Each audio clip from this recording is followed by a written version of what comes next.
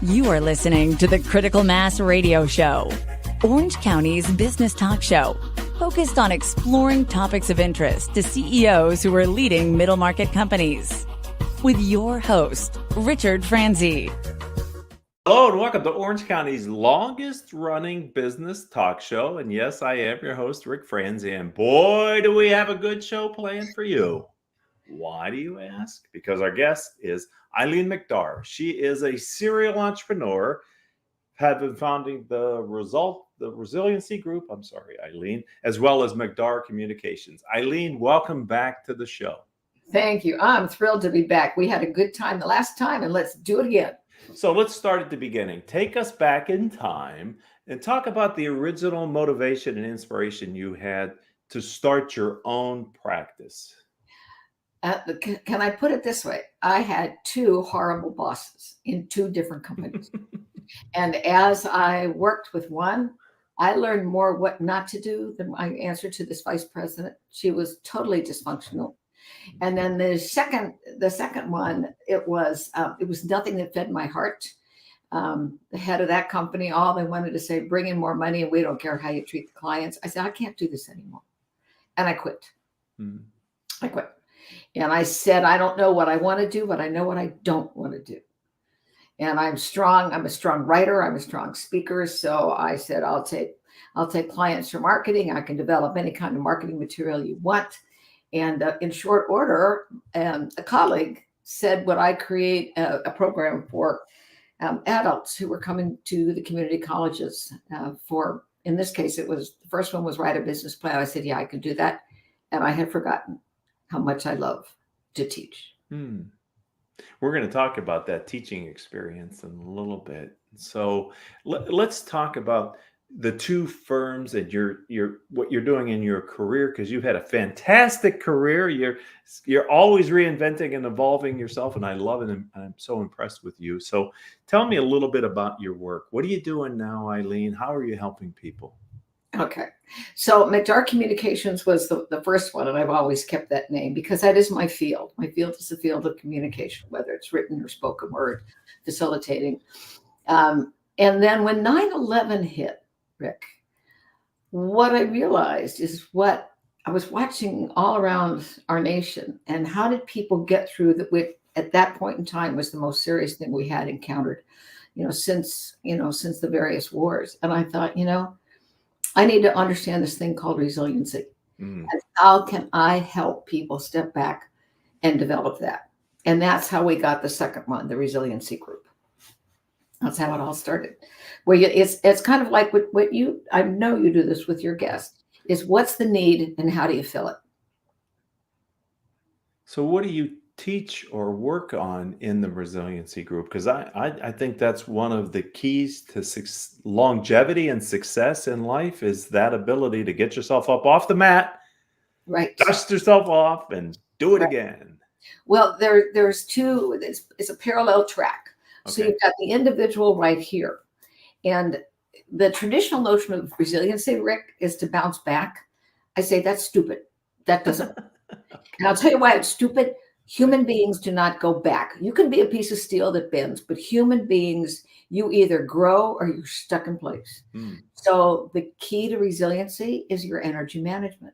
How do you manage your mental, emotional, physical hardiness, that you have the energy to move through challenge or opportunity? It takes resiliency if you're going to start a great company, and it's going to take a lot of energy out of you. So there's the individual, then there's the collective, which is, what is it that we do as an organization? How do we tap in to create this energy that draws customers and clients to us, and how do we take care of each other? So they interweave. I think of it as like the human DNA, just back and forth. And so, but at the base of it, it's about communication, and it is about energy management, which is why I call myself the CEO, the Chief Energy Officer. I love it. And, we are the stories we tell ourselves from a cultural perspective in companies. And, if I look back on my personal career, some of the apparent darkest or most challenging things led me in a way that maybe I wouldn't have gotten there if I hadn't had that experience. And so it really it was very formative to be able to face those challenges and move through them to the next level. And wouldn't maybe have gotten there if it weren't for the challenges. Well, I think that's true. And when we don't answer up to the challenges, then we get stuck, and we don't grow. We're stuck. Mm-hmm. And so that's why this notion of going back, you just don't go back. Human beings don't go back. You either stay where you are or you move forward. So my notion of resiliency is, how do we grow in small ways and in big ways? And what you're telling me is, when you had some dark times, you found a way to grow through them and ended up in a place where you never thought you would be, which I think for many of us in running our businesses, I never thought I'd do this. No, I didn't wake up one day and go, woohoo, I'm gonna be a consultant, and I'm gonna speak, and I'm gonna write. But when you pay attention to life, life presents opportunities if you are aware and if you listen closely. That's so interesting. I got goosebumps as you were talking about that, because where I am today in my career is the most natural place for me to be at this stage in my life. But if you go back in 10-year chunks, there's no 10-year window, 20s, 30s, 40s, 50s, where I would have necessarily said, this is where I need to be at this stage in my life. Yeah. But I've been able to get here, and I'm so thankful that I am doing what I'm doing. So and you're doing very well at it. I mean, look at the number of followers that you have. Thank and you. all of you who are listening, you just share this with everybody so that Rick can keep growing and growing and growing. Take Orange County and maybe LA and San Diego County by storm. Right? What better place to live in the US than Southern California? Now, you're a Hall of Fame speaker. I get a lot of speakers, Eileen, but you're my first true Hall of Fame speaker. So first of all, explain to me a little bit about your speaking business and that, but then also this success that you've been able to achieve and differentiation in the speaking industry. I'm so curious. Okay, so first off, the Hall of Fame speaker is given by the National Speakers Association. It is, in my profession, what the Academy Award is within the television, Oscars in the movie industry. So it's that. It is also determined by your peers, just like Academy Awards are voted on by the people who are a member of the Academy. Uh-huh. Okay. I am voted on by my peers. There are only 187 of us right now living. I have to sneeze. I didn't know how to see this coming at you. A live broadcast, ladies and gentlemen. Bless you. Okay. So I was awarded that, and it's based upon your eloquence, your expertise, your ethics, and your enterprise. Those four things: eloquence, expertise, ethics, and enterprise. And your colleagues who have the Hall of Fame vote on that, and only 5 people potentially at the max can be given it in a year. So that's how I got that. Well, congratulations on that being seen that way by your peers. That's a powerful statement. When you're on the stage and you're speaking, what are you talking about, and what are people learning from hearing you speak? Okay, well, I'm going to use the last one that I just did a couple weeks ago. Thank you. And these were for clinical leaders of surgical care centers that are freestanding around the nation. And what I talked about was, how do you lead with power, passion, play, and purpose? And I talked about, and then we have some interaction too. There's about 350 in that audience, which is a small audience, that you have power to do and you have power over. You don't want power over people. You want power over yourself. So what is it that you have, and how do you claim that power as a leader? Passion is, what is it that draws you? Why are you even doing this to begin with? And then play is, you better have fun in what you're doing. You don't have fun in what you're doing, nobody wants to hang out with you. And the last one, purpose, is the larger picture. What is the larger picture of the work that you do? And judging from the feedback that I got from that group, it was an hour. There's serious part, there's laughter stuff, there's story, there's stuff that goes up on the screen. But my whole thing is to create this connection. And what the senior person who was there said, my team said they felt heard, understood, and served. And that's the greatest compliment we can have, that they felt heard, understood, and served. And so you're comfortable speaking to audiences of several hundred and larger, you said. Yeah, So, I've had my largest one was 15,000. wow. But it sounds like it's a lot, Rick. But the truth Yeah. of the matter is, when you got an audience that's big, you can't see 15,000. There's 2 rows. So it's 50 people, 40 people. Uh-huh.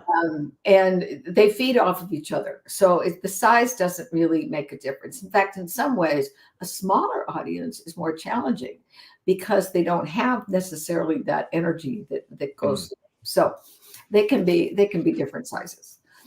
Yeah, that's 15,000. That's like speaking to the Hollywood Bowl. I think the Hollywood Bowl holds 15 or 17,000. So relatively Well, speaking, I'll speak there. That'd be fun. that's a pretty.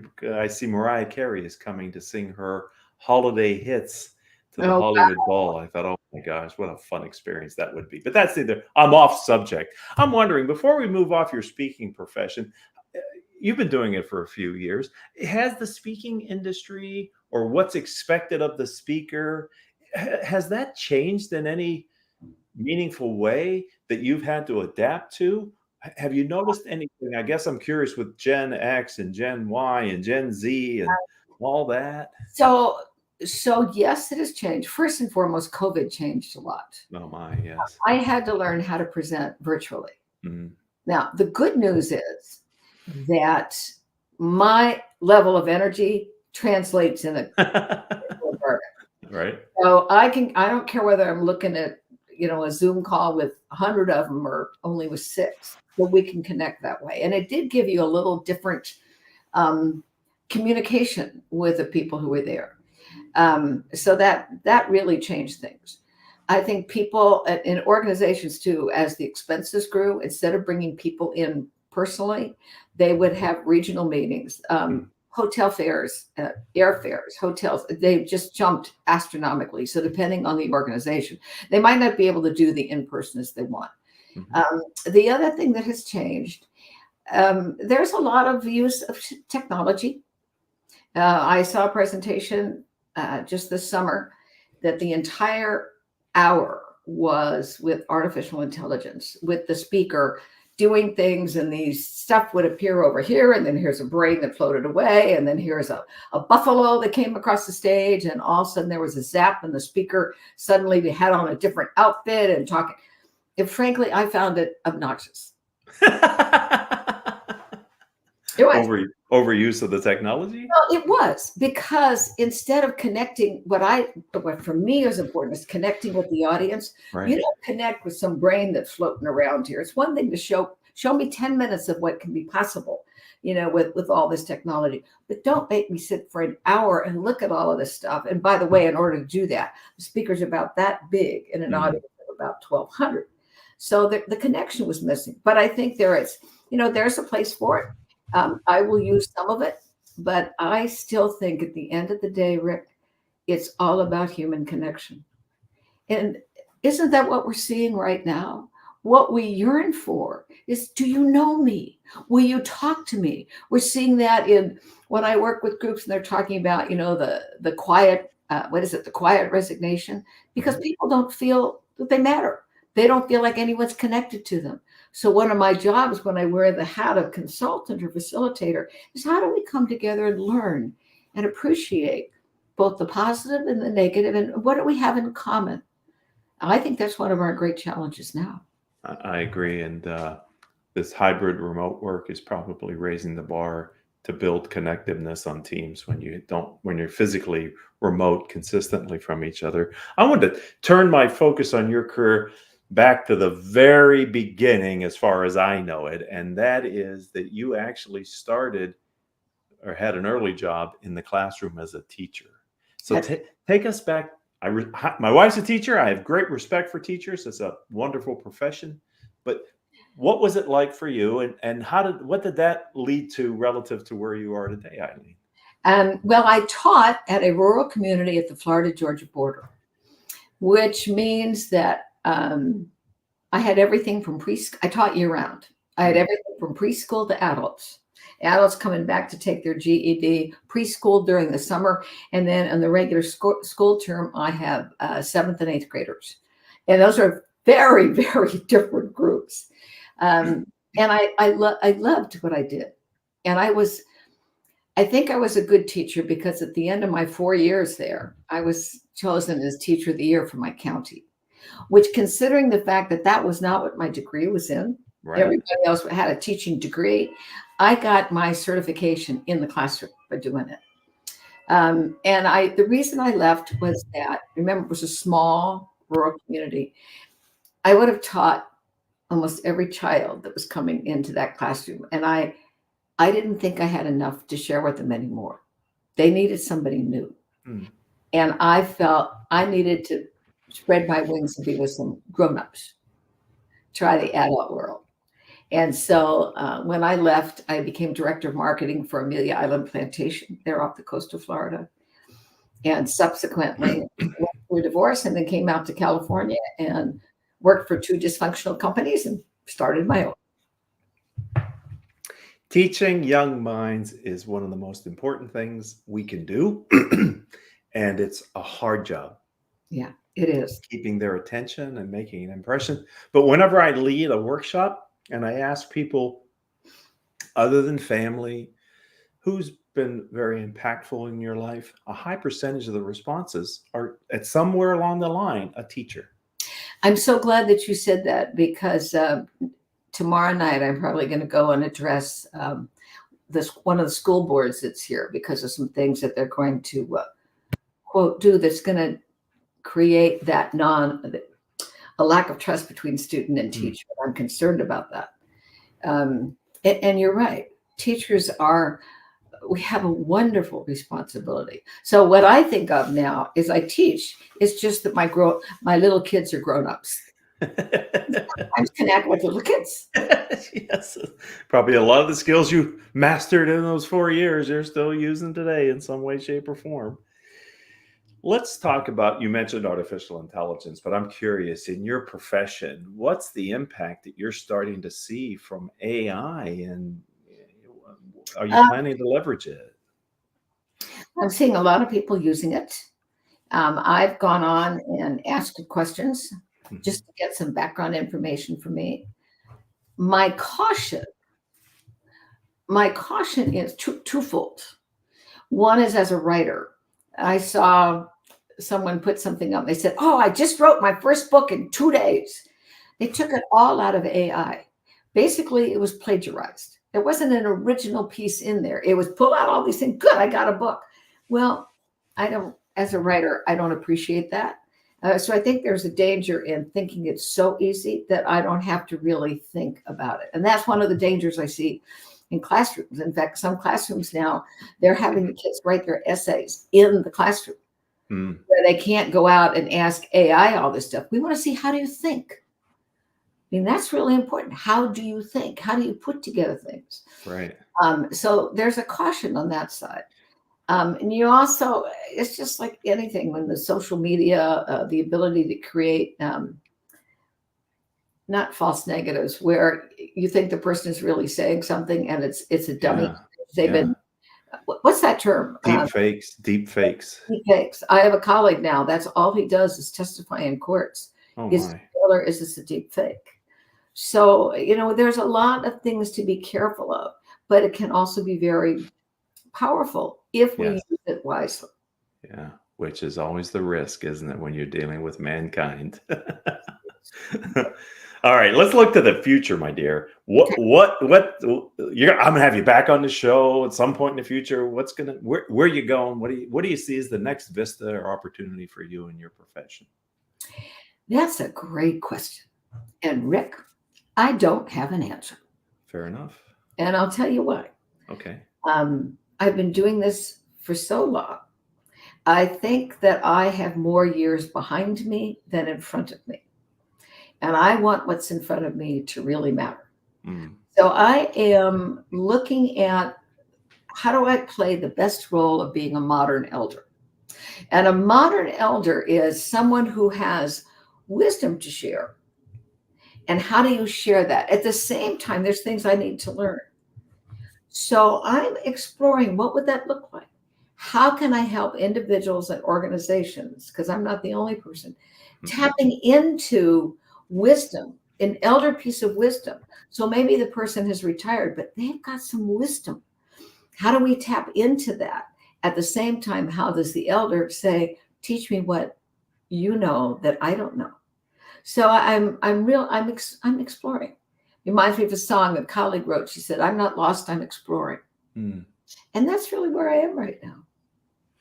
Words are so powerful. And when you put those two words together, modern and elder, that is such an image.